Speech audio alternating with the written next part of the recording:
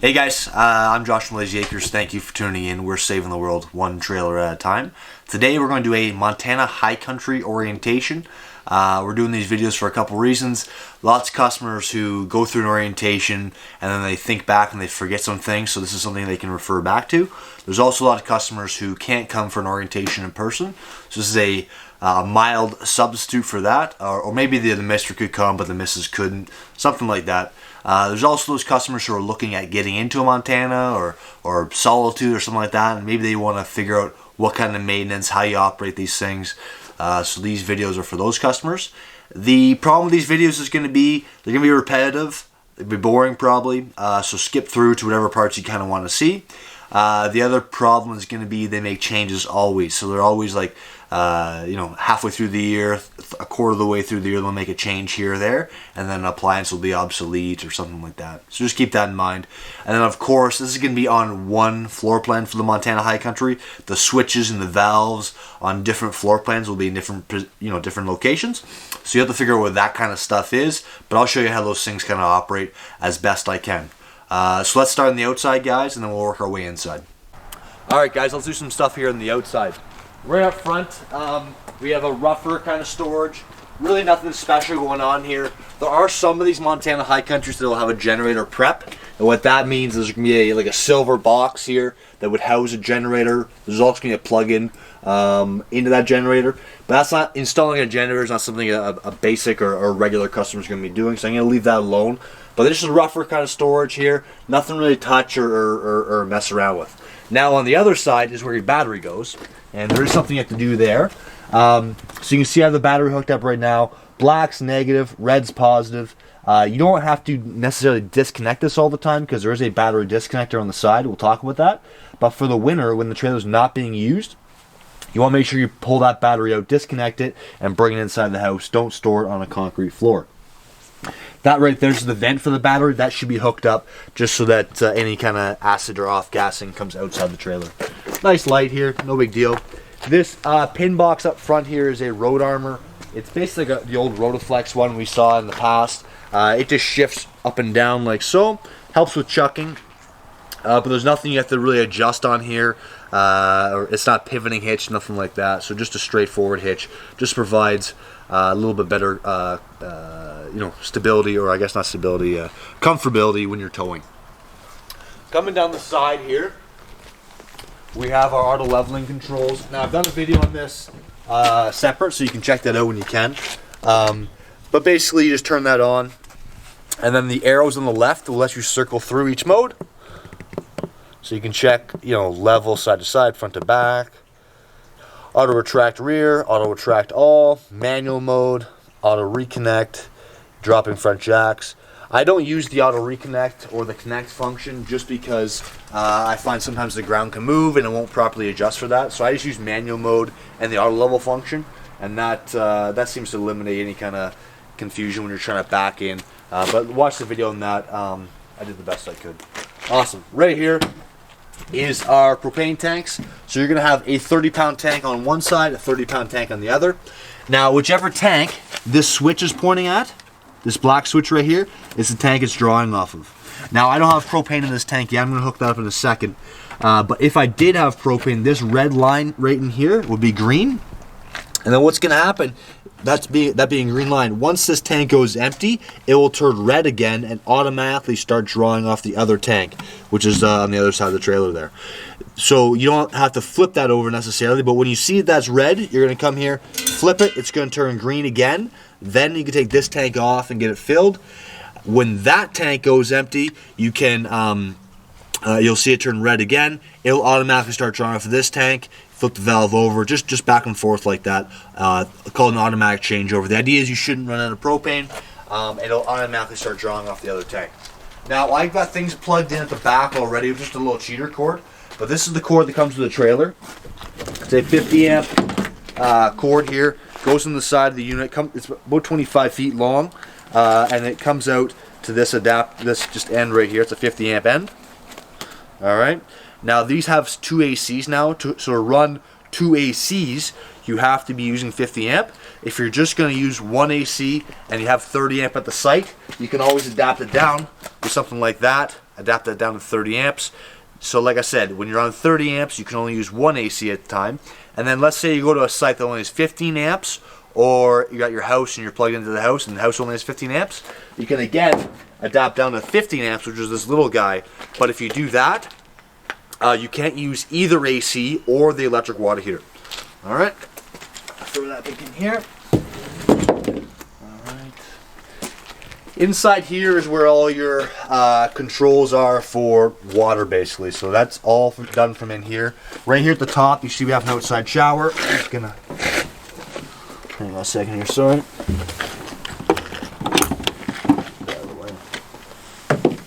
All right. So that one right there is hot and cold for the outside shower.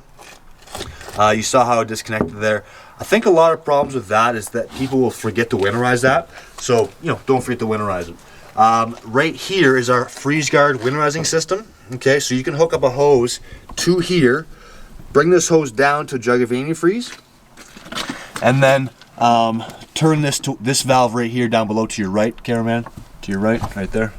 Turn that one to on, and it's actually going to suck from that spot and suck the antifreeze through the trailer. You also have to have your bypass on, right? Have that to on as well. But you can winterize right from here. On the top, if you're winterizing, I would just have someone do it for you. Just pay for it.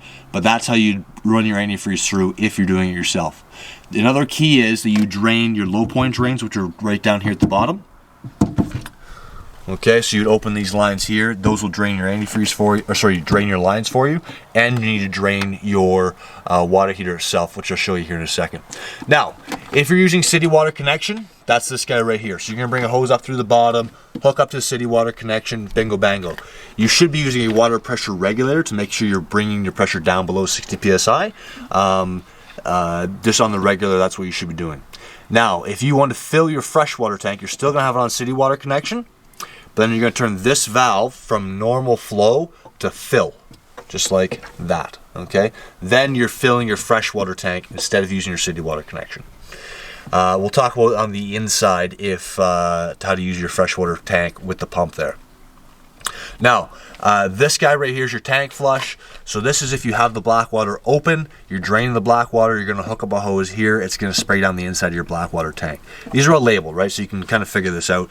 The key is with the black water, though, that when you're using that, you have the black water open. If you have the black water closed, when you're hooked up here, it's going to build up pressure in the tank. Not good, right? Awesome. Okay, what else do we got right here? We have our battery disconnect. So if you're not using the trailer, it's just in storage or at the side of the house not plugged in, you want to disconnect your battery. You just turn the switch like so and pull the key out. If you can pull the key out, the battery's disconnected. If you can't pull the key out, the battery's not disconnected. We talked about the low points, gate valves here. Okay, so these are the gate valves themselves. When we come down here to the sewer exit, I'll talk about that more. But again, the real key is you have your black water open when you're draining your black water tank. Up here to the right is our cable and satellite inlet. So basically with this, if you want to use cable, you hook up to the cable inlet. If you're going to use satellite, you hook up to the satellite inlet. The rest I'll kind of explain from the inside. All right. That was uncomfortable for the cameraman. Okay, right here is our water heater. Okay, so when you go to winterize and you're winterizing yourself, you need to make sure you drain this plug. So you take this plug out. It's an anode rod. It's an 1/16" socket. You pull that out. All the water is going to fall out of the water heater. Now, when you drain that for the year, you're going to want to replace that anode rod. They're meant to be changed every year, so make sure you change that. Pardon me. Other than that, there's a switch down here, like a safety switch for the electric water heater. You want to leave this off for the winter and on for the summer. There's another control inside to turn that on and off as well. But for the summer, you leave it on. For the winter, you leave it off. That way the water heater doesn't get switched on by accident when there's no water in the water heater. Other than that, you don't touch anything. You don't touch these valves. You don't touch this, nothing like that. The only thing you'd ever touch is draining this if you're winterizing yourself and turning this switch off for the winter to make sure that the water heater is not kicked on by accident. Put that back in. Here's our furnace vent. Don't touch that. Now we're at our sewer. So our sewer's down below. So let's say you have sewer right here at the site. You're hooking up into the sewer connection. You can leave your gray waters open. So your sinks, your showers, you can leave those open. As they build up, that can drain out, right? The black water, though, the key is you leave the black water closed. If you leave the black water open for whatever reason, the liquids are going to run out of the tank and the solids are going to build up on the bottom. So always leave your black water closed. Now, most of these Montana floor plans are going to have 2 gray waters. So in this case, they had a gray water valve in the convenience center and they had one here off the side. Okay, so make sure you find where your gray water valves are. They're labeled, right? There's a gray water valve here and a gray water valve in the convenience center. If you're going to a site that doesn't have sewer, like you're just going to drain the tank as you leave, nice and easy. Basically, you get to the dumping station. Okay, you pull your black water first, let that run out all at once. Pull your gray water after. When you have the black water open, though, you can hook up a line to your black water flush in that storage there with the black water open, and that's going to help you spray down the inside of your tank. A neat little trick is you can get so you have your sewer hose, but you can get an adapter that's clear, and if you're using a clear adapter, you can actually see the water run out of the tank. Flush your black water until you see the water come out nice and clear, then you know your tank's nice and clean. Awesome. We have cable slides on these Montana high countries. I'm going to show you on the inside how to bring those in and out manually. These are our fridge vents. You don't need to touch those for your regular customer. These tires here, I believe are cut to 80 psi, but it's written right on the tire. Keep them at the max pressure. That's what they're designed to. For the lug nuts, they're at 110 foot-pounds for the aluminum rims. So when you get home, the first couple trips, you should be torquing those down to 110 foot-pounds. And keep the tires at max pressure. The black plastic piece right here, that's going to come out. There's going to be a black rubber piece in behind there so you can grease your bearings. What I mean by greasing your bearings is you put a shot of grease in, and basically the timing on that is you put a shot of grease in at 6,000 miles, and then you repack the bearings at 12,000 miles. Your average customer isn't doing that themselves, so they bring it to a garage or an RV place to have them repack the bearings. So that's 6,000 miles, you grease your bearings, 12,000 miles, you repack your bearings. Awesome. Come down this way. This one here has a side mount ladder. Most of the Montana high countries would be on the back, but for the side mount ones, you basically just pull these pins out. Alright, and then this should just rotate down, and then you put the pins back in. Okay, a little bit of a wet day today, guys, but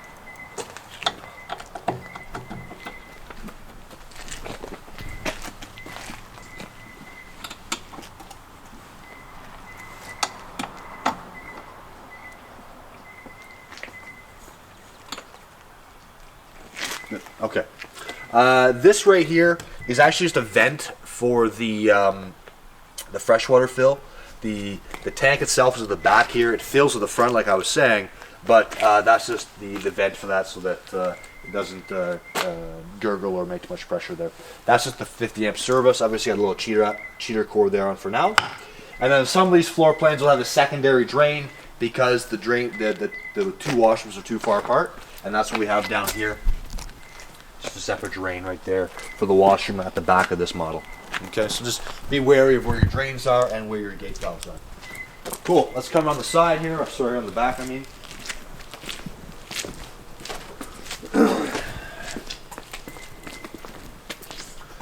Let's talk about the stairs.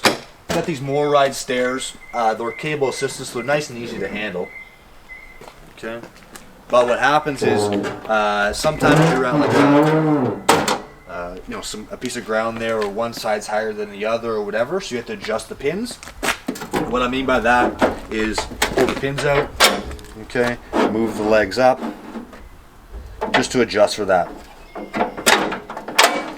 I'll show you the one danger with these legs. Not danger, but something you have to watch for. When you go to shut this door, after the first time you set into legs, okay, come here, you see what I mean. The door here connects with the stair. So you go to slam this door or whatever, you're going to bend this door here. Okay, so just keep an eye for that when you're using these stairs. Not a big deal, you just got to adjust the stairs down, but just keep an eye on them for that. Cool. Now the spare tire on this one is not cranked down or at the back of the trailer, it's underneath. So basically there's a carrier there. You have to pull this pin out right here, okay? And then the whole thing will slide down for you, okay? And then you just pull the tire out. Unfortunately, you have to get underneath the unit, but it's a pretty reliable way. The problem with the crank up ones is that if you don't bring them up and down all the time, they're going to seize up, harder to be used. So that's a little more reliable. But either way, that's how you get at that. Just another set of those stairs. We have an outside receptacle, so if your outside receptacle is not working, it's because your GFI inside's kicked. These are all friction doors, so they're meant to be hard to move and close. They're not like the hinges aren't bent or anything. That's just naturally supposed to be like that.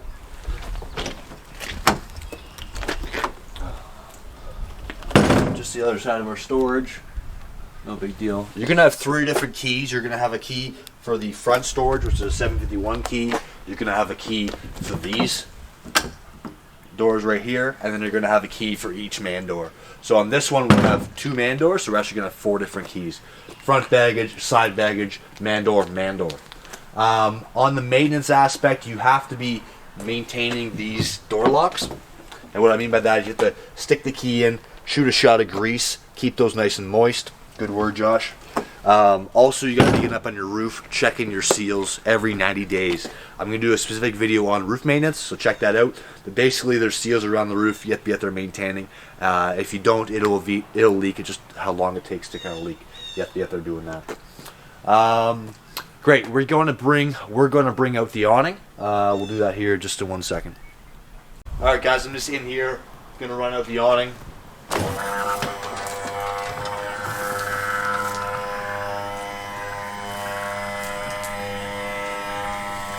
Set that camera, I'll let you get that.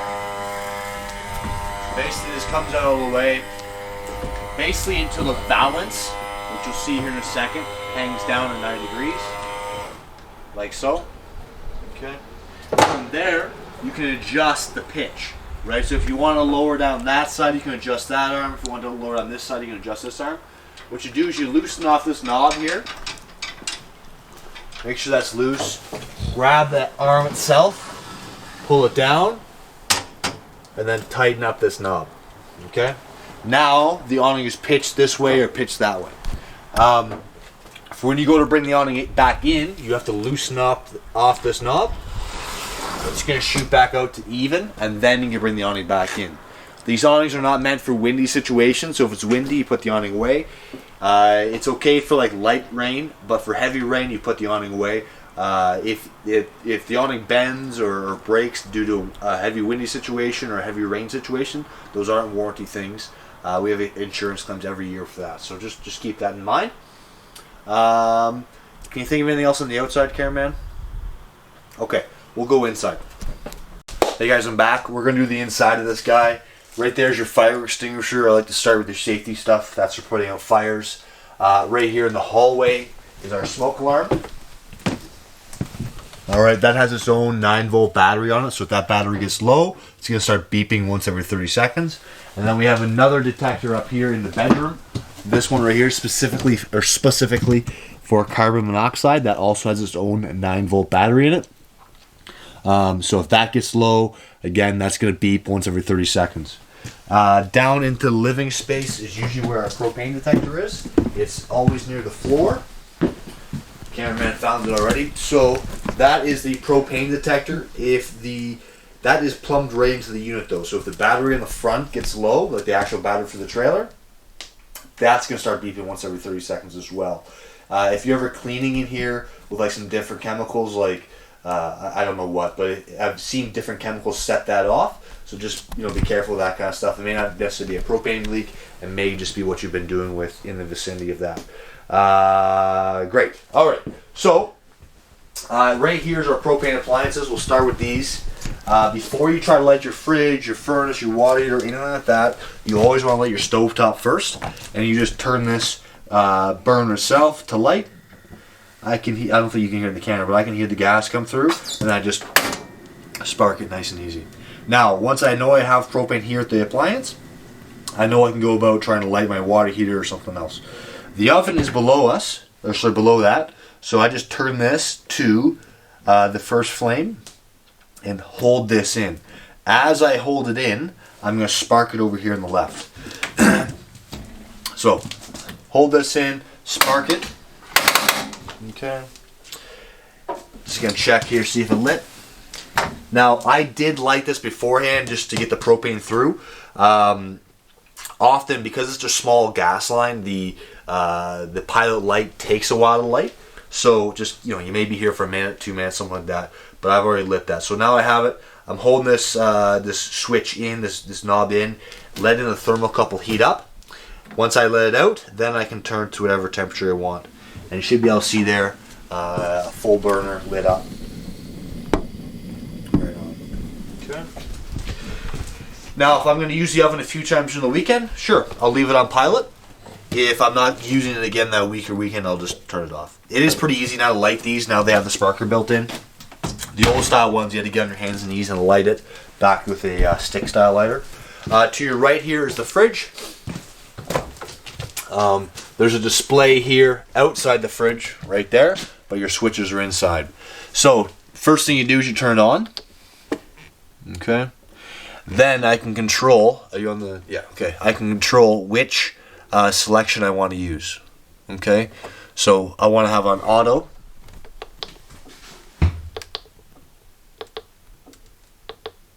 Okay. If I leave on auto like that, if I have hydro, it's going to run on hydro or electricity. If I don't, like let's say I'm unplugged or I have a power outage, it's going to automatically flip over to gas. Now, if for some reason you want to force it to gas, you push this mode button again, and see how the little dot there flips over to LP, low pressure gas? That's forcing it to gas. I can't really think of a reason why you do that, but your regular use is going to be just leaving it on auto, like so. And then you can also adjust the temperature 1 through 5. This is one of the ones that actually has a digital readout on the screen here telling you what the temperature is inside the fridge itself. Great. Pantry through here, not a big deal. Got a bunch of switches here in the wall. So just inside light switches, that kind of fun stuff. This is your max fan, which is in the kitchen here. You can control that. The switches are pretty obvious. You want to open the vent, close the vent, off on the fan, and then you can go 1 through 4 with speeds in the fan. So I don't know if you can hear that in the camera or not, but the vent itself is opening up, and then it's on number 1 fan speed. I can adjust that up to 2, 3, 4. There we go. Now I'm going to close the vent. And I just pushed the closed vent there. Alright, so that's pretty easy. Switches are labeled. The thermostat's a little more complicated. Again, not too difficult. You can go up and down with your temperature or your fan selections, and then go through the modes. So the first mode is off. It says off down there. Second mode is fan. See how it has a fan blade there? Now I can control, I want the fan on high, low, or auto. Auto means it's going to come on automatically with the AC. High or low means the fan itself is running. Just the fan, not the compressor on the AC, just the fan. Now I push mode again. It'll go to cool. A little snowflake down there.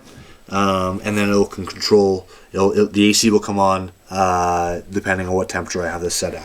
Right now I have it set 13 degrees. We're below 13 degrees in here, so it's not going to come on.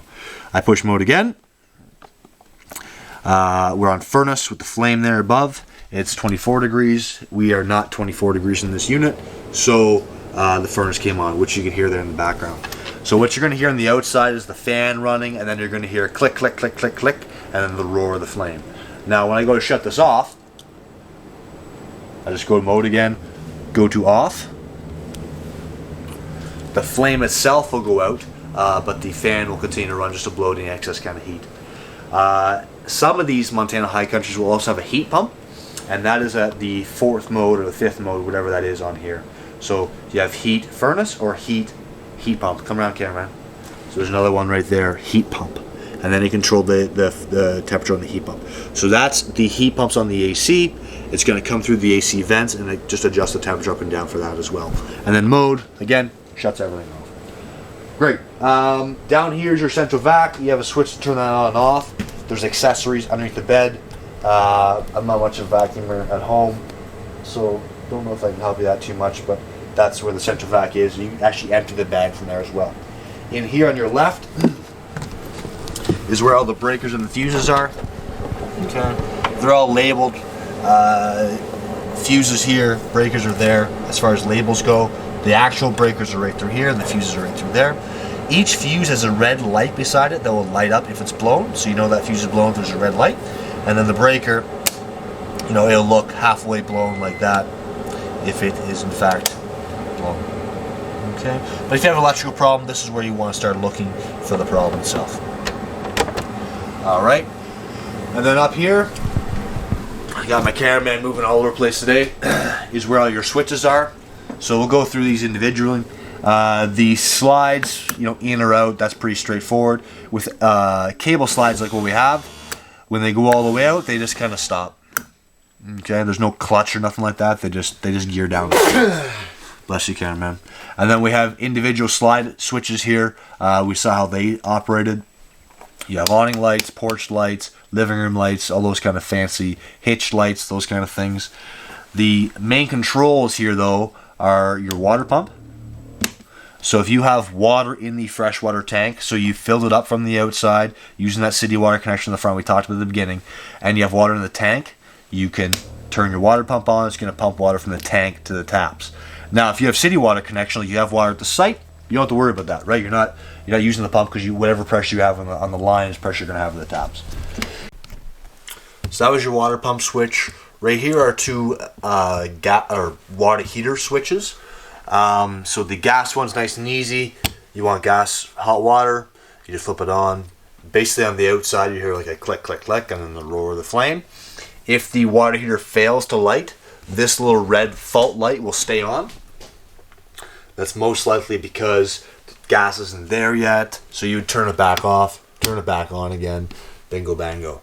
The electric water heater, there's no, you don't hear it come on, you just flip it on, away it goes. The problem with that one is if you turn the water heater on with no water in the water heater, you're going to burn out your element pretty quickly. So the way I check this is I run water through my taps, make sure I have water coming out of the hot side of the tap, turn on my gas water heater, and then wait an hour, come back, turn on my hot water tap again. If there's hot water coming out of that tap consistently, then I know I have water in my tank.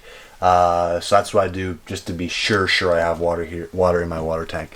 Then you can check the levels of your tanks right here. See how full your gray water is, see how full your black water is, your battery, all that stuff. Now your black water tank is going to lie to you. It's going to show like 2/3 full, even though you know the tank's empty. And that's just because there's some debris on each individual sensor or something like that. So just don't really count on the black ones, but you can count on the fresh, the battery, and the gray water tanks. Up here, you have individual tank heaters now. They're 12 volts. If you want the black tank heater on, just flip it on like that. That's really just nice and simple and straightforward. And then there is a switch right here for your ceiling fan, which will be in some of the floor plans. You can adjust the speed and reverse the fan blades. Pretty straightforward there. Great. Let's head up into the bathroom. A couple things there to talk about. First off, your outside receptacle is attached to your GFI there. So if that outside receptacle is not kicked, that's probably because your GFI is. Our toilet, the one big key with this is that you leave water in the bowl. That keeps stink down into the tank. If you have a dry toilet bowl, the stink's going to come right up and in. So leave a couple inches in there. Basically, you do that, you just touch the pedal. If you want to open the bowl, you just push the pedal all the way to the ground. Okay. With these shower glass doors, the one negative on them is if you forget to strap them down, they will shatter. So you have to make sure you flip this over and then lock these in place up in there. Okay. Oops.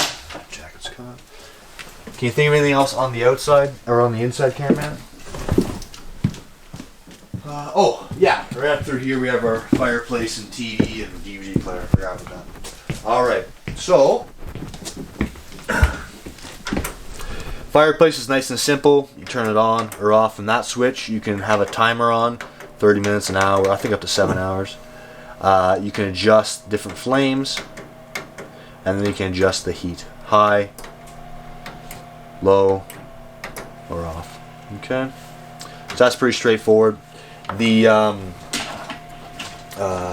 DVD player radio item is in through here. I'll let you play around with this as to what actual channel you have the TV on and stuff like that. But there is a zone 1 and zone 2.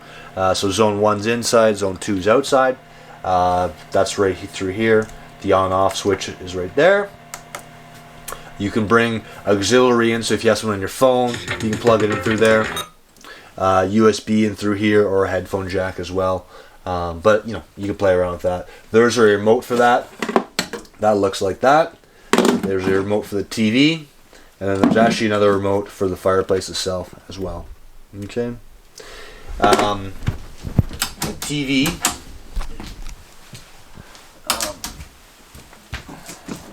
It is on arm. You got to make sure that you strap this back for when you're traveling. And the actual cable connections are in the back over through there. Okay. There is a booster on there that you have to turn on if you're going to use a TV antenna. If you're using cable, don't have the booster on because you're going to scramble the signal. And then if you're using the satellite, you're going to pull out from the satellite right here into your receiver, from your receiver into your TV. Okay, that's a little more in depth. You'll have to play around with that a little bit on each individual floor plan. The big key here is the TVs. Like I said, make sure you push the TV all the way back, and then strap it into place.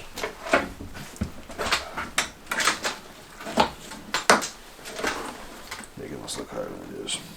Cool. Awesome. I want to show you how cable slides can be run in or out manually. But before we do that, let's talk about the dimmer light switch. People have a hard time with this. So if you want to turn the light on, you just touch the dimmer. If you want to adjust how dim the lights are, you put your finger on the switch and hold it. Dim, and then it's going up to brightness. And as you take your finger off the switch, that's where the dimness is going to be. For some reason, people have a hard time with that. All right. So, cameraman, you hop up this ladder. Okay. I'm going to bring the slide out in halfway here, just so you can see this.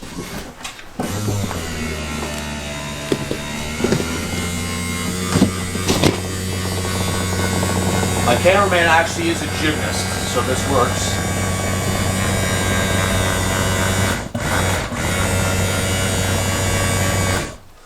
Okay.